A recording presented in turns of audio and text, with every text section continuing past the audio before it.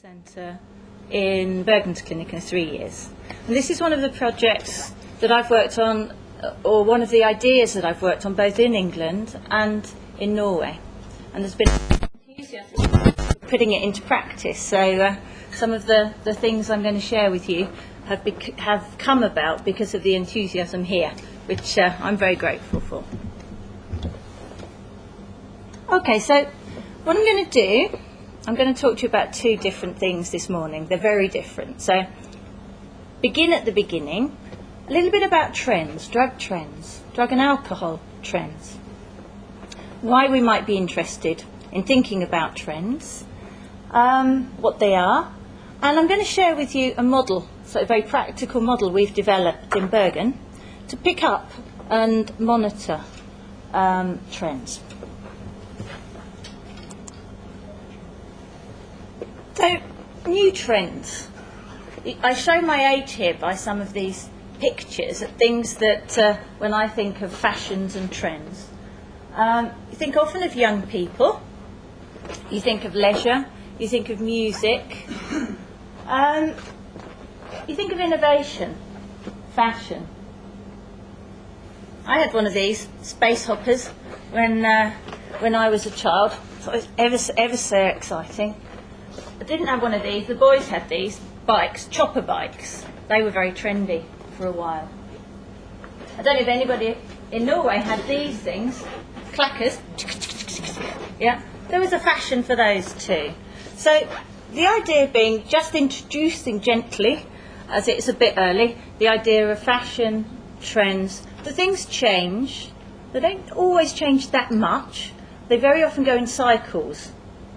Okay, so often we see things, platform shoes, those high-heeled shoes. Now, I was actually a little bit young for those the first time round, a little bit old for them the second, but I've seen them come back. Okay, serious now, drug trends.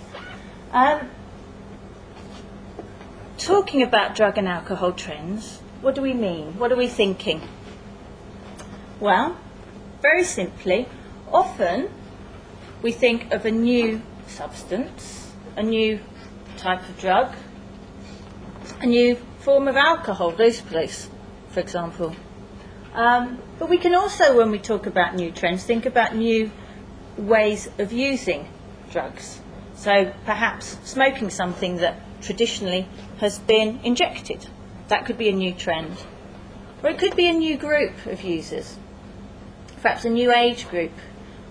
Or a new social group that starts using a drug that hadn't before. So that would be a new trend. Also, we talk about significant changes over time in the use of a substance, perhaps like cannabis, that's already known. So a new trend would be if it was being used a lot more or a lot less. Now I have to keep looking up here because I haven't got one of those clever computers that shows me things. So if I keep looking here, it's because I haven't got it on my screen. I just want to give you some examples of actual drug trends. Heroin smoking was a new trend. Traditionally, heroin had been injected. That was the same in Britain and in Norway. And a new type of heroin turned up, which actually a brown heroin that could, for the first time, be smoked rather than injected. So that's an example of a new trend. Ecstasy. That was a new substance. Okay, so that was manufactured and actually as a medicine originally, but misused. And here's another one that you may have heard about, which has been around recently, Rohypnol. Again, a medication, a benzodiazepine, that's gone onto the illegal market. So there's been trends that have been picked up around misuse of Rohypnol. People are talking a little bit about this at the moment here in Norway, cocaine. In itself, that's a substance that's been around that perhaps is being used a bit more. There's also, in Britain at least, an increase in use of crack cocaine, which is the same substance in a different form. It's smoked as crack. Okay, so those are examples. Some of those are new substances. Some of those are medicines that are being misused illegally. Others are substances we know about that are perhaps being used in a different way or by different groups. Okay, little bit of theory when we're talking about trends. It's always good to have a small bit of theory. A guy called Michael Agar, American professor from Maryland. He talks about drug use and says drug use often occurs in clusters or groups, social groups, and that there can be a change over time. That who is using at what particular time can be dependent on historical conditions or circumstances. And he does a small study on the use of opiates in the States and has a look at which social groups over time historically are using opiates at a particularly high level. And it's quite interesting because he picks out 3 particular groups. In the early 1900s, it was actually middle-class American housewives who had particularly high uses of opiates. By opiates, we mean, nowadays we often talk heroin, but opioids.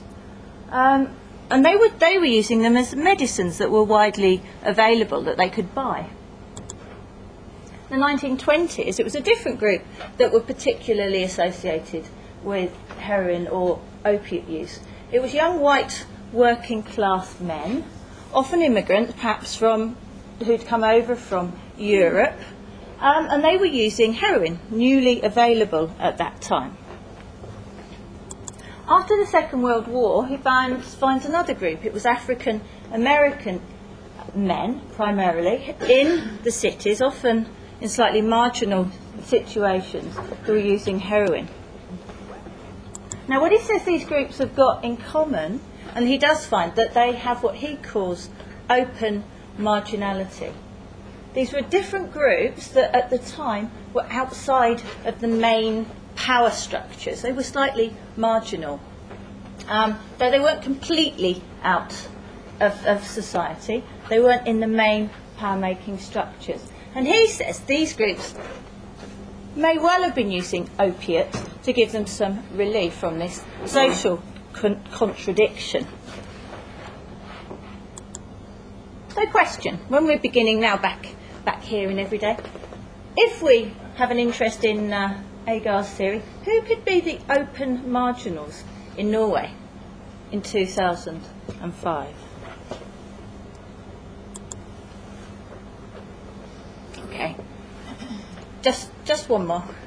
Dirk Korf, who has worked a lot with drug trends in Amsterdam. He set up a project called Antenna, which particularly focuses on young people and very much a sort of party avant-garde scenes. And he adds to this idea of trends and the marginalisation and looks at trend setters, people at the lead of setting new trends. And he talks very much about avant-garde. He suggests that there actually are 2 groups of young people where trends are most likely to start, new drug trends. And he says one is this at-risk or marginalised young people who are perhaps most likely to start with the sort of heavier drugs, injecting drugs. The other is trendy, avant-garde, often middle-class young people who are more likely to start with new substances, synthetic substances. One group we know rather well, those of us that already work in the drug field, the at-risk young people, they're often already in contact with some services or other. The more middle-class, avant-garde, trendy young people usually aren't in touch with professionals. They're usually studying, working, in employment.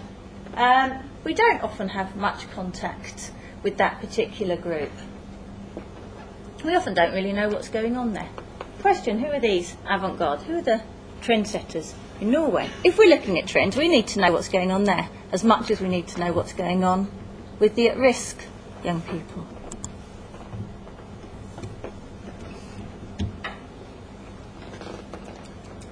About five or 6 years ago, I was involved in a study looking at how or which information sources could pick up on new trends quickly.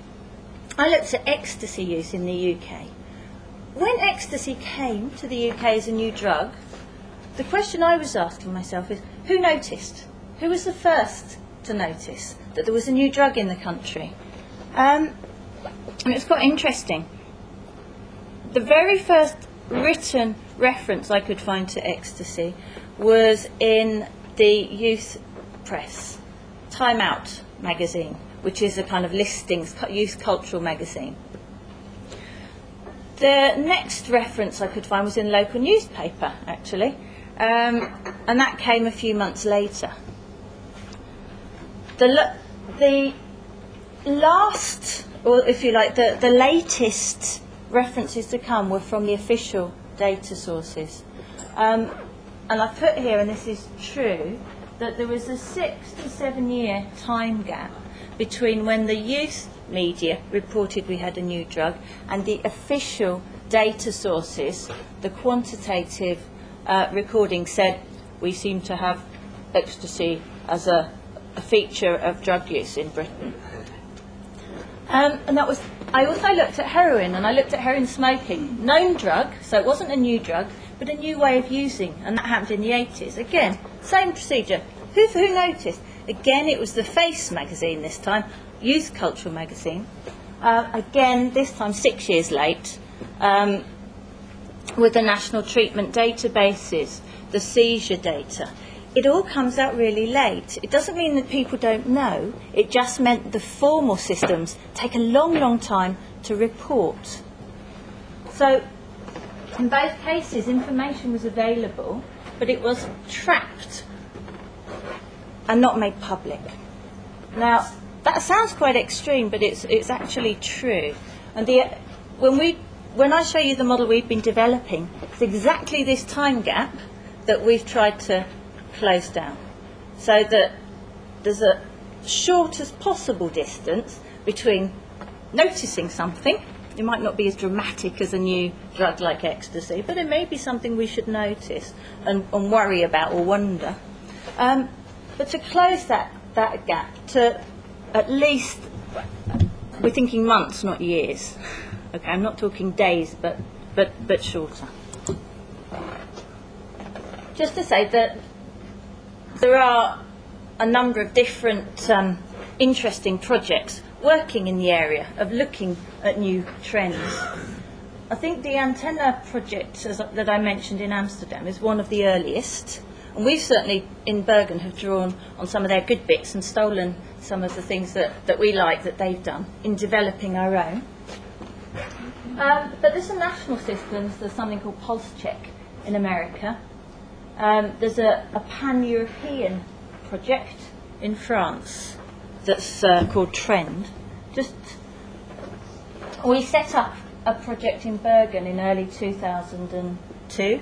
Since then, there's been developments of Føre projects in other cities in Norway, which is very exciting. So it's growing. It's a growing area. But really, really simply, what's the point? If I haven't convinced you, the point is that if we get information earlier as professionals, then we have the opportunity to act earlier. If we don't get the information, then we can say, we have an excuse for not acting. But if we are told what's happening, then we have at least we have the possibility, if not the obligation, to respond. So we have, as I say, set up a project, Føre, in Bergen. And this is the aim of the project. It's always good to have an aim when you're developing something and try and stick to it and check out whether you've managed to achieve it. But it was to establish a city-wide system that was able to quickly and reliably identify and feed back to those working in the area what's actually happening. in terms of drug and alcohol use. So that's what we set out to achieve. This is what we do. We spend the day making jigsaw puzzles. No, but it's not a very good picture of a jigsaw, but it is a bit what we do, because when you're trying to monitor or identify trends, there isn't any one good source of information. I mentioned earlier that youth magazines were quick, so we would like them to be bits of our jigsaw that we look at. But there's also very good, reliable routine data. There's good statistics. They may be a bit slow in my case studies, but not everything is that. So what we have to do is build a picture that's never going to be complete, but a good enough picture of what's happening.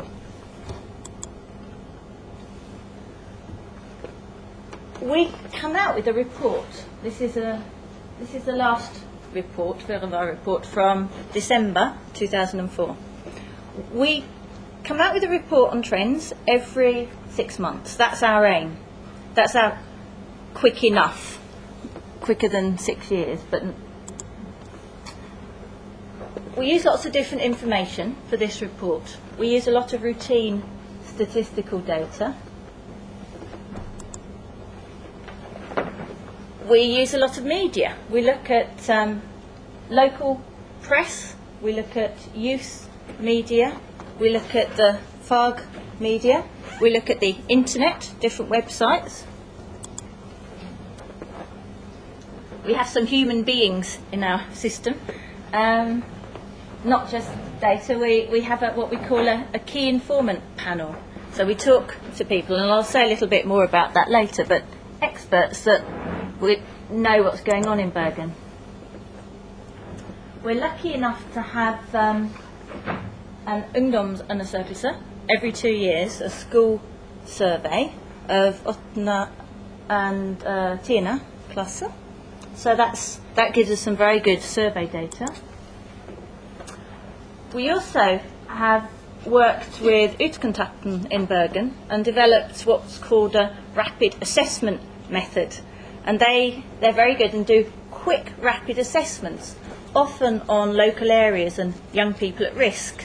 And we include those rapid assessments in our reports. And we have a panel of kjentmenn.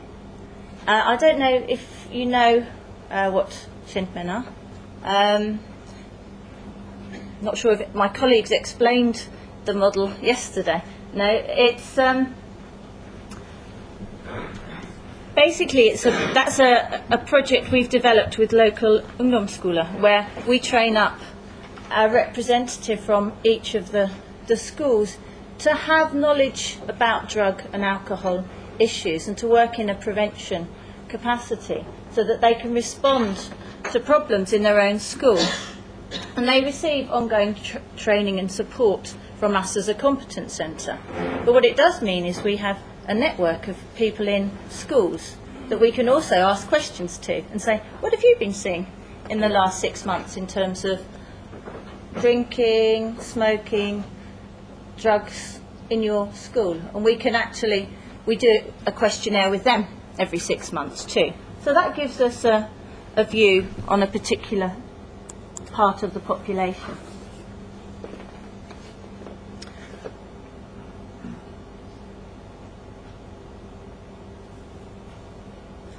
Okay, these here, when we set up the project, we went through a number of key steps. We didn't want to... Well, what we want to do is be sensible, and we've tried, wherever possible, to use whatever good information already exists and pull it together. So not just create things for the sake, but use all the data that's around in Bergen on drug and alcohol to develop our model. So we actually asked around. When we set the project up, we talked to everyone we could think of and said, have you got any good data? Do you collect anything? Do you have any good people, information on drugs that we can use? And we talked to about 60 different people, sources, organisations, and ended up actually with only we used about 12 in our first report, because we were quite strict on which data sources we could include. They had to be reliable, they had to report 6 monthly, and they had to be relevant. We did another thing. One of the mistakes people have made historically is to only ask the people they know about what's happening. So they only look at the areas that they know about, and they miss new trends because they're not looking outside the box, their professional area. So we tried to do it a little bit differently and start with a cultural mapping of Bergen and drugs. And that involved going out, and it was great for me because I was new at the time, but talking to lots of people, talking to young people, saying, what's happening here? What are the different music arenas in the city? Are there any types of drug use linked to that type of hip-hop, for example, punk, gothic? Are there any special places, special drug use issues? Leisure, skateboarding, cycling, motorcycling, taekwondo. Any particular, there's a bit of steroid use going on there. Oh, that club. We did a bit of mapping out into areas we wouldn't normally have thought of as drug workers, as well as the more risk arenas. In Bergen, that's Nygårds Park, for example, or Torgallmenningen. So we looked at risk groups and risk places. We came up with a really nice, interesting big map. And after that, we set up a panel of key informants, which were our experts. We tried to get key people telling us what was going on in a whole widespread, different scenes in arenas across the city, not just in the areas we knew drug use was occurring, but areas we weren't sure about and areas we wanted to keep an eye on.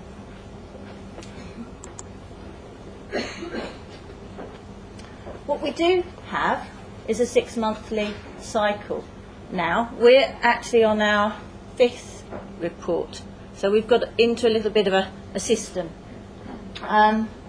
whereby every 6 months we run through collecting information, talking to our informants, writing the report, and afterwards, very importantly, going out and sharing the findings with people in Bergen. We go visiting the prison, for example, and telling them what we found and answering questions. We go back to Utkontakten every 6 months to discuss with the prevention workers there. We talk to our own staff in Bergensklinikkene. We had a really good launch of the last report, a seminar with over 100 people, professionals, coming and hearing this 6 months, what's actually happening, discussing with us the findings. So this is going back to the jigsaw. So what we're doing, we're basing our findings on a lot of different pieces of information. The last report we had 48 jigsaw pieces, if you like, 48 sources. Those are the sources there that we used, and our challenge is to make a logical picture out of so many different bits and pieces, an internet site and statistical treatment data. How can you make a story of those? It's quite a challenge. People sometimes say, okay, so you come up, and I'll share some of our latest findings with you in a minute. People say, how reliable, how can we trust your findings? Can we trust them? And of course it's a good question. My answer to that is, well, usually policy making, practice, decisions, if you're lucky, are made on one piece of evidence, one research report that's come out, the police, the Schlag for this last year, a media story, very often, panic leads to policy or practice decisions. Well, we've got 48 different sources here that we've looked at, and we think that's relatively reliable compared to the one or two that people normally make decisions on. I'm not going to read these out, but this is our statistical data. So for our last report, these are, if you like, this is the hard stuff. that we use. You can see it's a mixture. We've got sort of Vinmonopol, Føre, so we've got some alcohol sales data, so we can see what's happening there. We've got some data in terms from Apotek, so we have an idea of what tablets, the levels of medicines that are being given out. We've got Sprøyter, a mix, quite a good mix, and we've built up over time relationships with lots of these different agencies so that we get some of this data quite early. And these are the media sources that we use currently. We've got different methods for looking at the media. Sometimes we can do internet searches and count how many times a particular substance is mentioned. And sometimes we have to sit down and read and pick out interesting articles. For some of our internet sites, we basically just go and visit and have a look what people are what are they talking about? What's interesting for people using those websites now? This is an example of one of the sites that we look at. It's an internet site called pills.com, and it's where people write down their evaluations of ecstasy tablets. So it only tells us about one drug, ecstasy. But we look at the level of interest from Hordaland, how many people from Bergen are using this website. And we just keep an eye on it and note the number of hits from Bergen.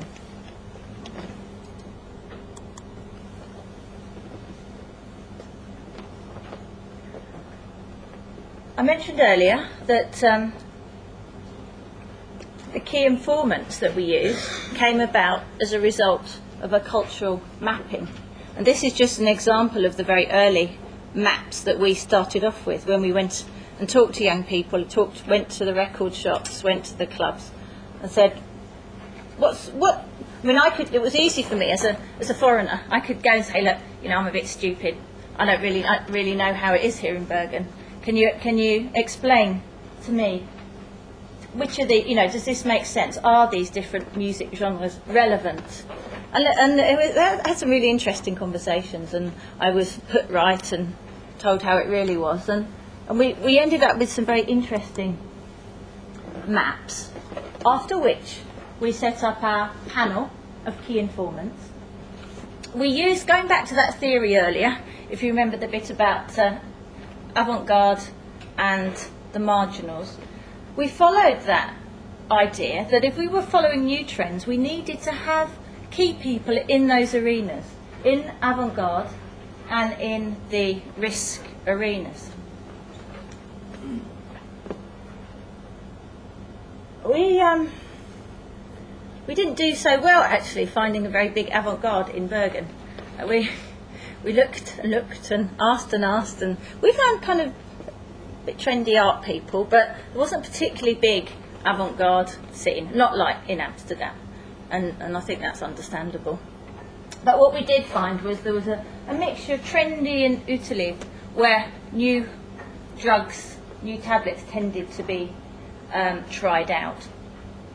So we picked some key informants from that arena, young people and professionals and staff like bar staff, deurwacht, clubbers themselves.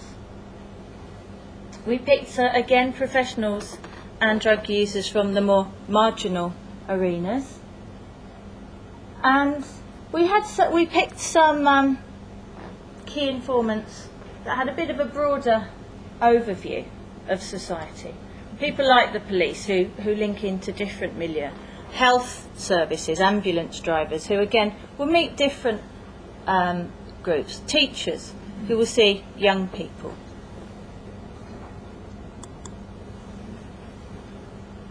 And that's a list of the actual key informants we use are anonymous.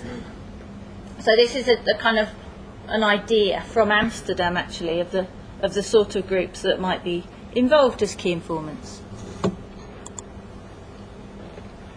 It is quite an interesting area. It's the one area that we developed something new. Instead of picking up existing information, here we actually created a new data source. And we have a questionnaire for our key informants every 6 months. These are the topics, or some of the topics, we ask, so we can see any change every 6 months. We interview our informants once a year to go a little bit deeper and to ask questions about things we've wondered about, worried about. We give a Gavekort to the young people, not to the professionals, I'm afraid. They do it out of their own goodwill and love. But what we do is we try and feed back to all of our informants and build a relationship so we can keep them, and we share our findings with them. We all along have been a bit worried about not creating trends, actually. As a project, one of our dangers is by shining a light on something, we create a new trend. Particularly worried to have a role in squashing, cutting rumours and trying to get good information. And this is just a little technique that we have on the questionnaire. When our key informants report something new, like there's been a new drug in my omgangskrets, then we say, okay, is it something you've heard about from one person, heard about from many, or is it something you've actually seen yourself? They have to put a ring round, whichever. And we only report the things they've seen themselves. And that's one of the things we use, because of course there could be a small news report that lots of people have seen about rehypnol being used in ungdomsskole, for example, and everybody's seen that or heard that news report, but nobody's seen it. So that's an example of how you could create a story. We try to prevent that. So this time we had 28 key informants, a mixture from those 3 arenas, a mixture of men and women. We've tried to get people not just white Norwegian, but from mixed ethnic backgrounds. And they're half fagfolk and half drug users and young people themselves. I'm just going to show you 1 or 2 findings from this last key informant study. Now, what you need to remember is this is one of 48 sources we use. So it's an interesting one, which is why I'm just going to show you 1 or 2 things. But we use the data from this alongside the other 47 kilder. Here we asked our key informants which drugs were most used in their arena. Now this isn't something we can generalise out, of course, because we've only got 28 in total here, but it gives us a little sense of what might be happening in the city. And unsurprisingly, perhaps, we see alcohol and cannabis featuring most highly. But there's been a bit in the Uteliv, amongst our informants reporting on the Uteliv in Bergen, for example, we've seen cocaine has moved up. In brackets you have what they reported last time in that position.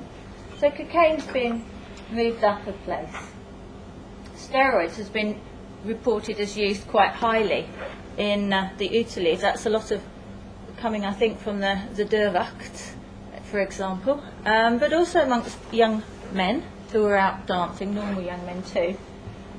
I'm not going to make much bigger a story about that, but that's something we often discuss with practitioners and have a look about what we think might be going on. This is an overview. This is quite an important question. For each drug, what trend have our key informants seen in the last 6 months? And this is all 28 together.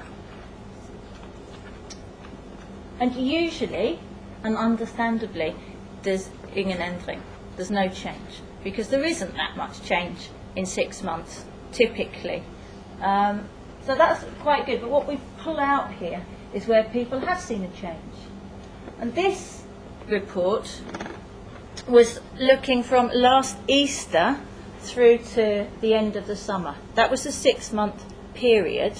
It ended in September, was the end of our 6 months. The report came out in December. So we were rather quick. We were 2 months reporting. That time, anabolic steroids were increasing, they said, in terms of use, cannabis, ecstasy and LSD down. And perhaps the biggest one was the misuse of Subutex, which is a substitute for heroin, is used as a medicament. That was being misused. There was a lot more Subutex on the streets. We ask about price. So we pick up changes in price in drugs in the city. We ask about availability, tillgänglighet. And we don't always get the same answer as rustrender. You would think they would be the same, but not always. It's another important question. But they usually coincide somewhat. So there, the drugs that were reported as being used more were often around more. This is one people thought, what do you ask that for? Well, we try and keep abreast, that means keep up, with the street names for drugs. One of the things that does happen sometimes is people worry that there's a new drug around, and actually it's just a new name for an old drug. So one of the things that we try and do is keep up with what names are being used for drugs at any one time.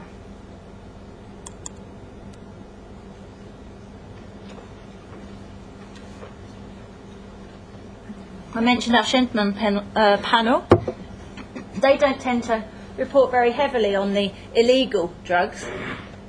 Tend to more get reports around tobacco and alcohol. But it gives us part of the picture as to what's happening with the younger generation. And we can also look to see if it agrees with the survey that we do, the schools survey. Can you read that? You're not expected to. I just wanted to try and convince you that we do something sensible with all these different pieces of data. And in a sense, it's our biggest challenge, is to put the jigsaw together. This is one of the ways we do it. If you're really interested, at the end I'll give you a way of getting hold of our reports, and they've got all this detail in. Okay, so all I wanted to say was, by what we do here is we list the drugs, and across the top, on, we list the different sources. There's tolocarbon. We do the same for nickel-implementor. And we look to see what the trend has been from that source by that drug. And we look for patterns. We look where they agree or disagree.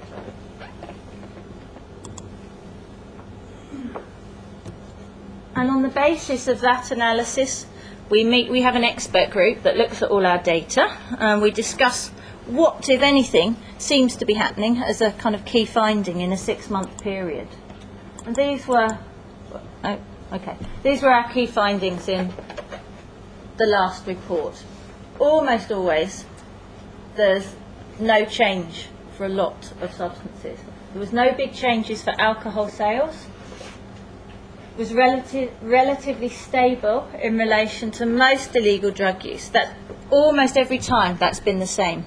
And while we think that could be a bit boring, actually practitioners are saying, thank you for publicly reporting the fact there's not much happening. Because what we often have to deal with is the media saying, drugs explosion. Or maybe some people doing drug prevention work saying, things are really bad. And actually, very often and mainly, there's no change. So we've had rather positive response to remembering to report that for most drugs, not a lot's happened. One or two, last time, there was one change that we reported for Bergen because it came up from so many different sources, which was that there was more cocaine around in the city. A mixed picture for misuse of medicines. And sometimes there's even good news, and it's nice to be able to have a key finding that's good news, that there was a small reduction in the number of school pupils who had been drunk, and that came from primarily from the Ungdom and the Stiftelsen. Now, I'm not going to read these through. All I want to show you is that under each of those 5 headings, which sit on the front of our report, and sit on the back and sit everywhere, so we hope people notice, there's a pyramid of data that supports why we've chosen to say that. And we, in the report, explain the different sources that support each of these findings. Here, for example, where we say things are relatively stable, we can say cannabis, that their seizures went down for customs, though they seem to go up a bit from Kripos and the police. So we're not going to report either of those as up or down. It levels out. The key informants, however, said there was a small increase. So for each key finding, there's a justification, a rationale, an explanation of how we came to report that.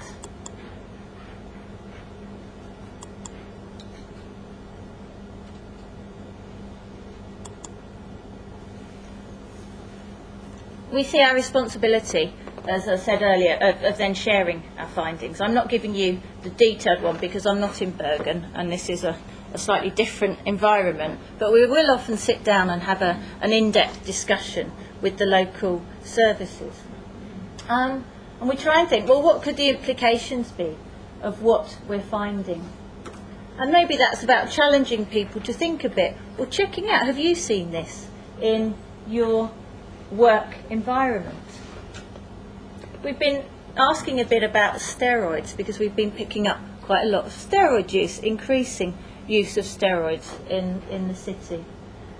We've heard recently that Rohypnol's having been a big, quite high, the use of these tablets, it started to decrease. We're just wondering what's being used instead, or is nothing being used instead?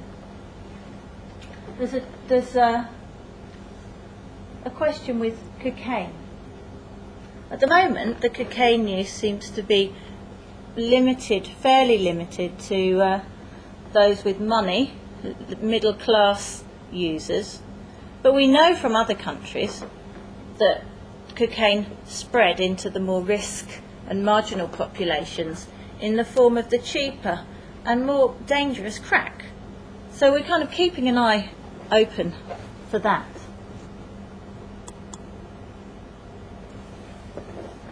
I think this was the title. So just coming full circle and concluding. What's the point? Why may we be interested? Well, as I said at the beginning, we identify earlier new trends, changing trends, and we have the opportunity for a faster and more effective response. Very fashionable at the moment, we have an evidence base if we have this information for practice. We have a reason, and I would say a good evidence base for developing interventions. We get in-depth information on patterns. I hope we're able to squash some of the rumours and false alarms.